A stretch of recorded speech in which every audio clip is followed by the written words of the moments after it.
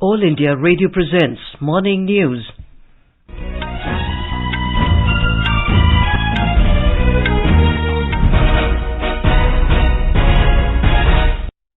Good morning. I'm Anuja Kumar and with me is Prashant Kumar Sinha. The headlines. Prime Minister Narendra Modi to attend 42nd Convocation of Anna University in Chennai this morning, to also launch and lay foundation stone of various projects at Gandhinagar in Gujarat in the evening. Home Minister Amit Shah to launch education sector-related initiatives in New Delhi today to mark 2 years of launch of National Education Policy. India's first indigenous aircraft carrier INS Vikrant handed over to the Indian Navy. Assam Police busts Al-Qaeda-linked 2 terror modules. 11 persons nabbed from Morigaon, Borpeta, Guwahati and Gwalpara districts. US GDP contracts for second successive quarter amid recession talk. Prime Minister Narendra Modi declares 44th Chess Olympiad open in Chennai, says Tamil Nadu is chess powerhouse of India. And 22nd Commonwealth Games kicks off at Birmingham in UK.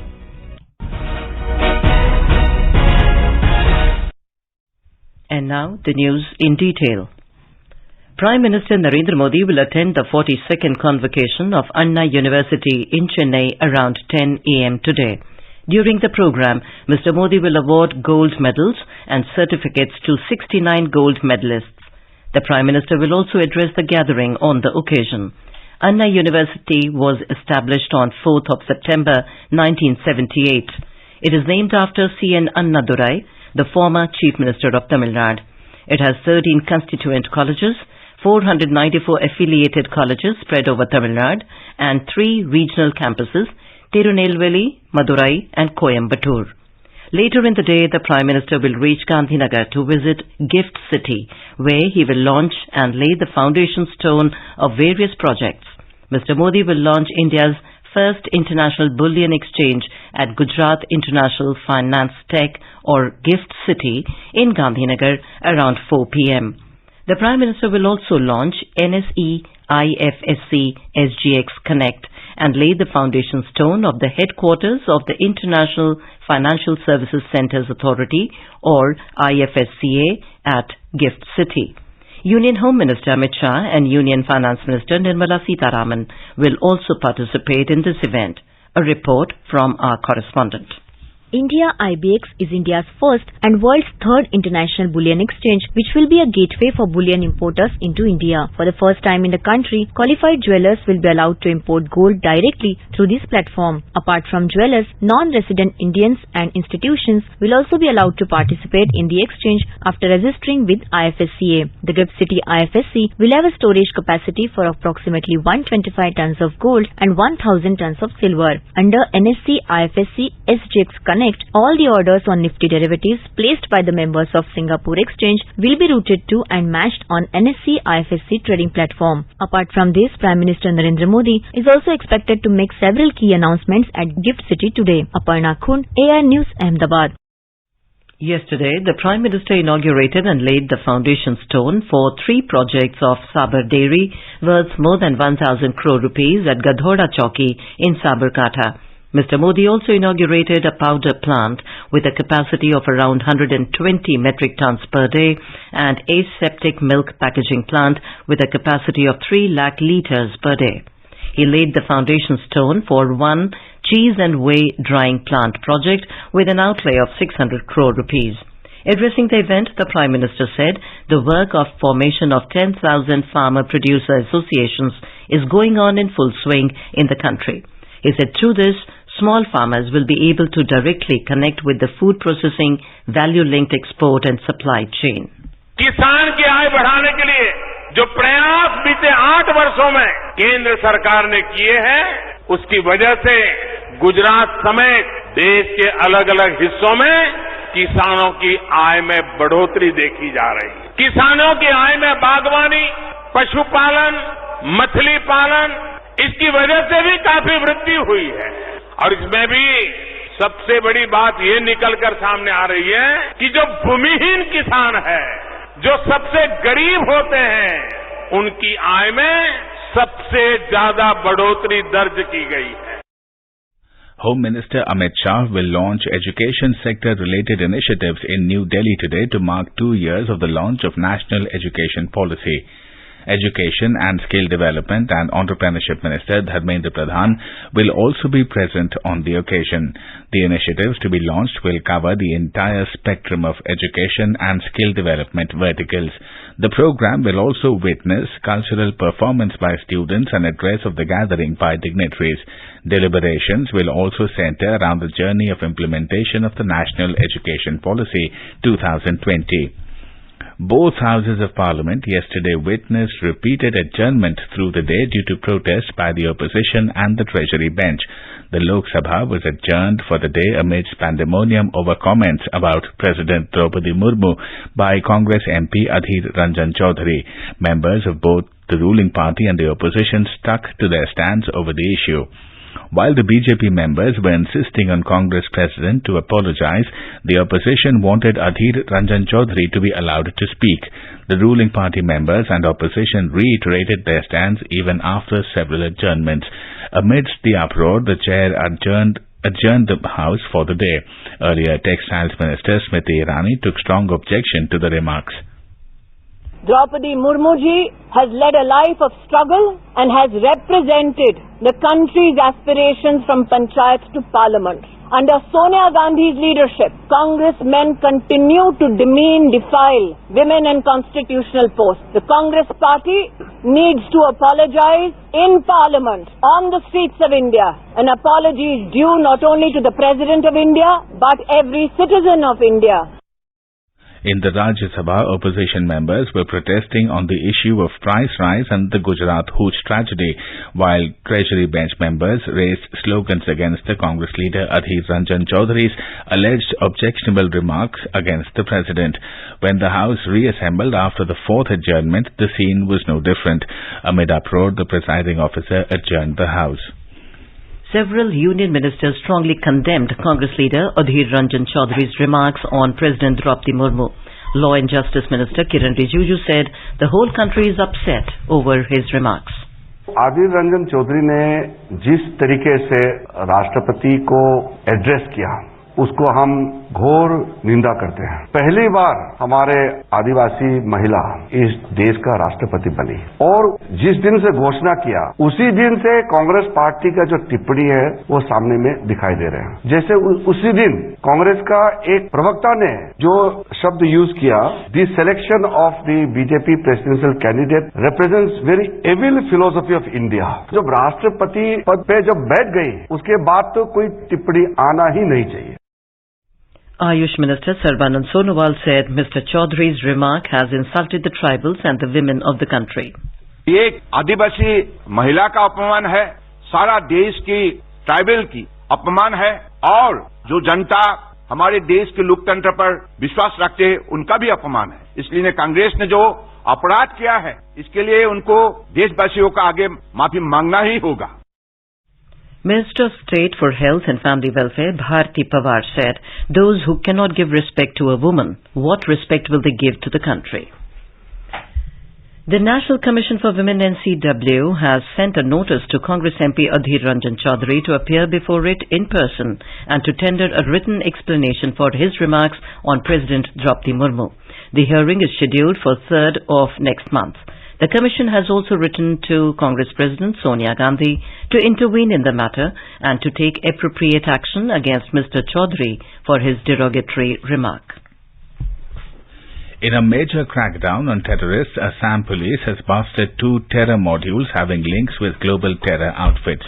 The busted outfits are Al-Qaeda in Indian subcontinent AQIS and Bangladesh-based Ansarullah Bangla Team ABT. Police said 11 persons were nabbed from Morigaon, Borpeta, Guwahati and Golpara districts yesterday. One of the persons detained was a madrasa teacher in Assam. The police have seized numerous electronic devices and incriminating documents from the detained persons. Further investigation and operations are being carried out to unearth the linkages and network. Chief Minister Himanta Biswa Sarma said this was a coordinated action of the Assam Police and national security agencies. He said a lot of information is expected from these arrests. You are listening to the morning news on All India Radio. A reminder of the headlines before we move on. Prime Minister Narendra Modi to attend 42nd Convocation of Anna University in Chennai this morning, to also launch and lay foundation stone of various projects at Gandhinagar in Gujarat in the evening. Home Minister Amit Shah to launch education sector related initiatives in New Delhi today to mark 2 years of launch of National Education Policy. India's first indigenous aircraft carrier INS Vikrant handed over to the Indian Navy. Assam Police busts Al-Qaeda-linked 2 terror modules, 11 persons nabbed from Morigaon, Borpeta, Guwahati and Golpara districts.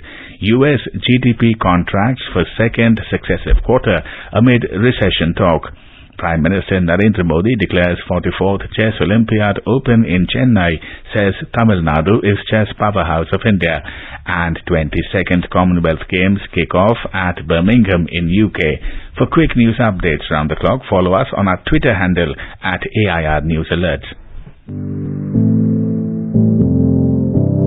Competition की अगर आप कर रहे हैं तैयारी, तो उनके लिए ऑल इंडिया रेडियो पर हम लाए हैं अभ्यास, एक ऐसा कार्यक्रम जिसमें आप पूछेंगे सवाल व्हाट्सएप नंबर 9289094044 पर, या फिर ईमेल करेंगे abhyas.airnews@gmail.com पर, और हमारे विशेषज्ञ देंगे इसका जवाब. आपका अभ्यास हमारा प्रयास.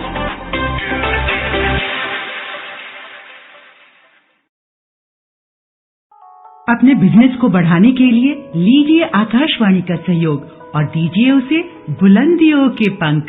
आपका बिजनेस लोकल है या राष्ट्रीय, आकाशवाणी देती है उपभोक्ताओं तक पहुंचने का हर विकल्प. और अब तो आप घर, दफ्तर या दुकान पर बैठे बैठे कर सकते हैं आकाशवाणी के किसी भी केंद्र के लिए विज्ञापनों की booking.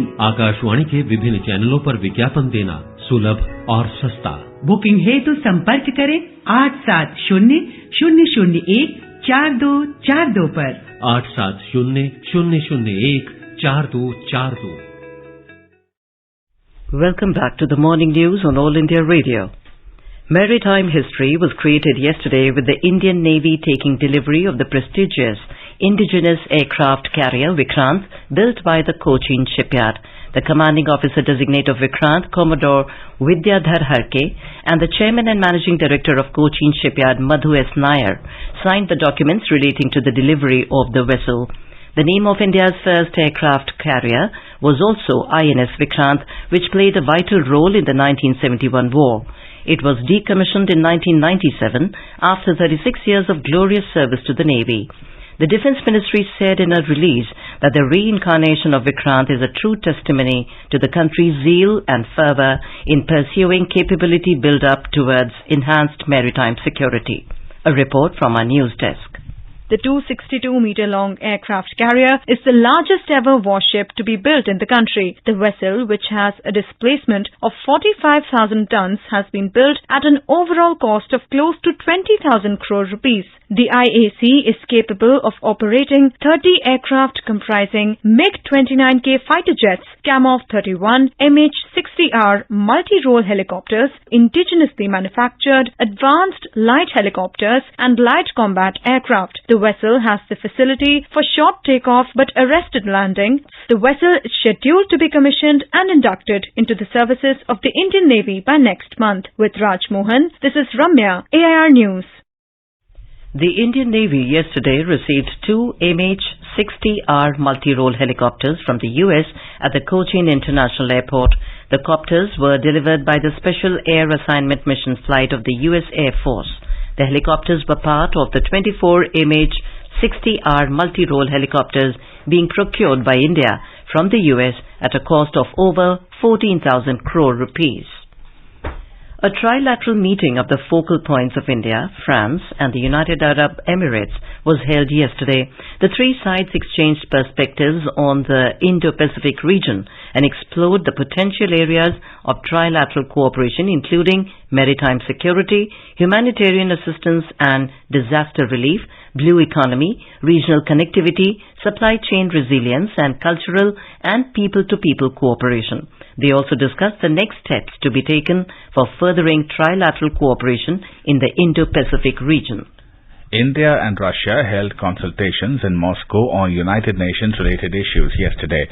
Both sides held wide-ranging discussions on issues on the UN Security Council agenda and recent developments. The External Affairs Ministry said the two sides agreed to deepen cooperation on counter-terrorism at the UN and other multilateral platforms. The Indian delegation briefed Russia on its priorities during its upcoming presidency of the UNSC in December this year. Secretary West, Ministry of External Affairs, Sanjay Sharma led the Indian delegation for the consultations. External Affairs Minister Dr. S. Jaishankar is on a two-day visit to Uzbekistan to take part in the SCO Council of Foreign Ministers meeting in Tashkent. The meeting will discuss preparations for the upcoming meeting of the Council of Heads of State on the 15th and 16th of September in Samarkand this year. They will review ongoing cooperation in the expansion of the SCO organization and exchange ideas on regional and global developments of common concern. U.S. gross domestic product GDP shrank at an annual rate of 0.9% in the second quarter of 2022, according to Commerce Department estimates. It is the second straight quarter of economic contraction, one informal indicator of a recession. The estimates came a day after the Federal Reserve hiked the interest rates by 0.75%. The rates were raised for the second time this year to tame inflation, which has been at a 40-year high for several weeks now. The interest rate hikes and now the GDP numbers have spooked many analysts into forecasting a recession. Meanwhile, U.S. President Joe Biden has said that slowing down of the world's largest economy amid rising inflation was not surprising. In a statement, the U.S. President said that they are on the right path and U.S. will come through this transition stronger and more secure. And now let's listen to our special program Azadi Ka Safar, highlighting the importance of the day during the freedom struggle. आजादी का Amrit Mahotsav.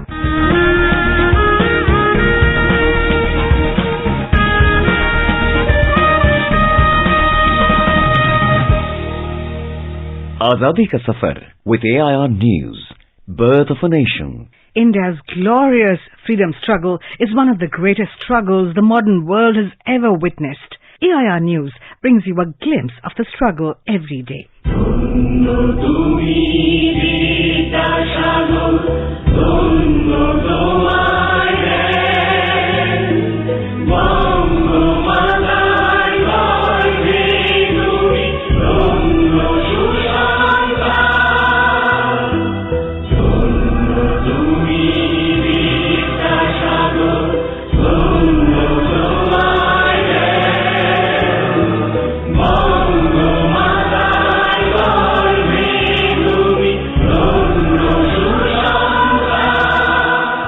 In today's episode, we remember educationist and social reformer Ishwar Chandra Vidyasagar, who died on the 29th of July, 1891.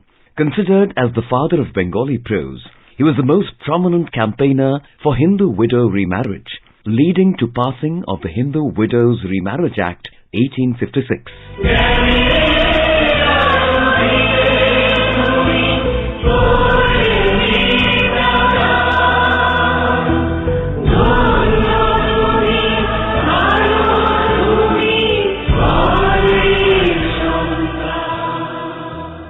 Ishwar Chandra taught at Fort William College and Sanskrit College, becoming its principal in 1950. As principal, he brought about a range of significant changes in affairs of the Sanskrit College by removing the caste barriers and opening its doors to all Hindus.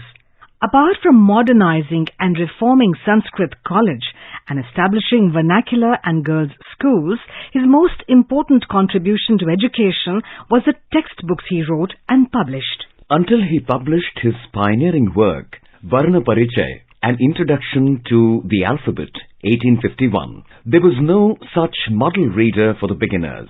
Like Varna Parichay, there was no Sanskrit grammar written in Bangla until he published his Samskrita Vyakraner Upakramanika an introduction to Sanskrit grammar in 1851. His Vyakaran Kaumudi was another monumental work on grammar. Ishwar Chandra Vidyasagar continues to be the ocean of knowledge and an inspiration in modern India too. AIR News salutes the great educationist and social reformer.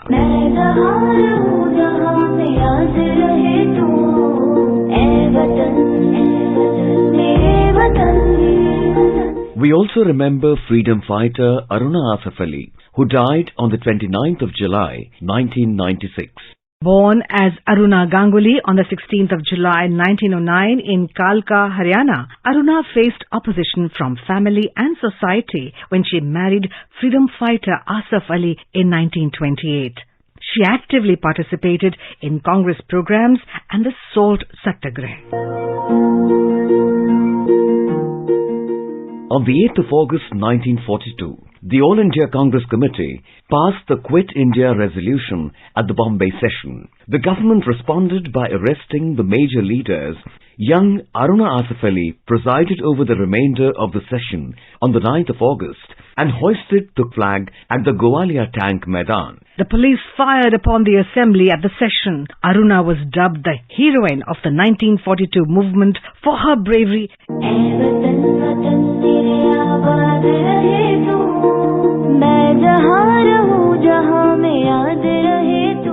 Aruna was appointed as the first Delhi mayor in 1958.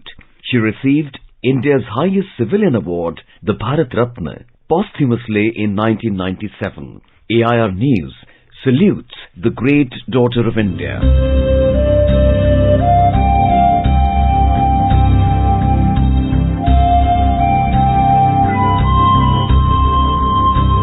We also remember freedom fighter Satyendra Kumar Mishra, who was born on the 29th of July 1912. He was imprisoned on multiple occasions for his anti-British activities.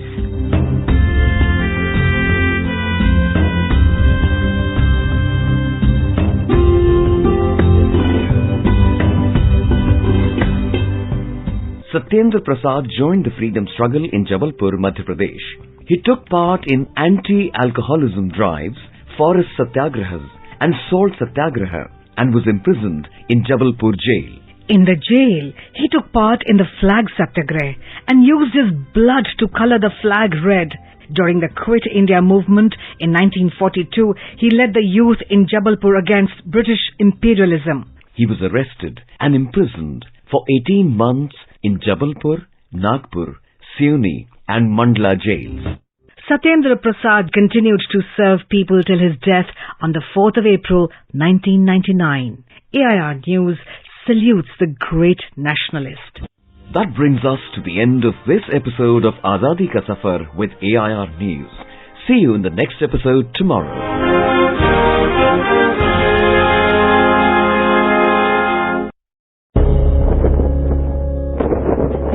अब हर घर की छत पर शान से फहरेगा तिरंगा, गुनगुनाए जाएंगे नव विकास के गीत, आन बान शान का प्रतीक राष्ट्रध्वज तिरंगा। आइए आजादी के अमृत महोत्सव के पावन अवसर पर इस स्वाधीनता दिवस हर घर फहराते हैं तिरंगा और लेते हैं भव्य और सशक्त भारत के निर्माण का संकल्प। आइए हर घर फहराएं तिरंगा।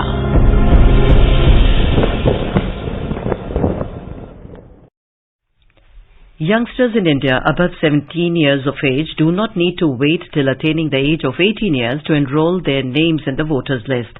The Election Commission of India ECI has said youngsters above 17 can now apply in advance to be enrolled in the voters list. Chief Election Commissioner Rajiv Kumar and Election Commissioner Anup Chandra Pandey have directed the Chief Electoral Officers, Electoral Registration Officers and Assistant Electoral Registration Officers of all states to work out tech-enabled solutions so that the youth are facilitated to file their advance applications. The ECI said electoral roll will be updated every quarter and eligible youngsters can be registered in the next quarter of the year in which he or she has attained the qualifying age of 18 years. Moving on to sports, Prime Minister Narendra Modi inaugurated the 44th Chess Olympiad at Chennai in Tamil Nadu last evening. International, national and state-level chess masters participated in the colourful inaugural event. Tamil Nadu Governor R.N. Ravi, Chief Minister M.K. Stalin, Union Ministers Anurag Thakur, Minister of State L. Murugan participated in the event, appearing in a traditional Tamil attire of dhoti and checked angavastram. The Prime Minister declared the event open. Addressing the gathering, Prime Minister Modi stressed on encouraging sporting talent and infrastructure in the country. Sporting culture is becoming stronger due to the perfect mix of two important factors: energy of youth and enabling environment. Our talented youngsters, especially from small towns and villages, are bringing glory. It is heartening to see women at the lead of India's sport revolution. The administrative framework, incentive structures and infrastructures have been revolutionized.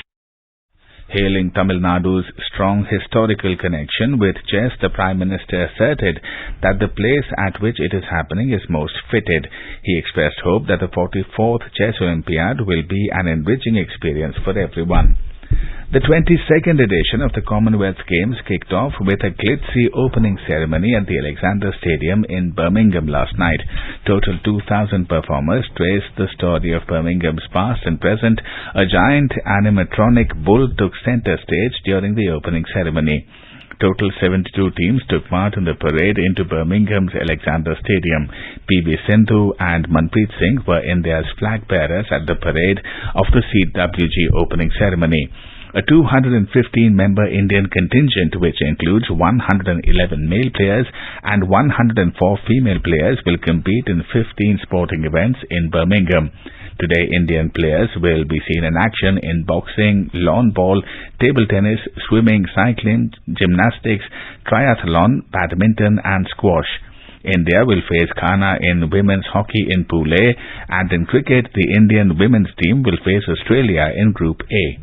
In a bilingual live phone-in program on health and wellness, Dr. N.K. Arora, chairperson of the COVID Working Group NTAGI, will be with us tonight to answer queries related to monkeypox and COVID precautionary dose.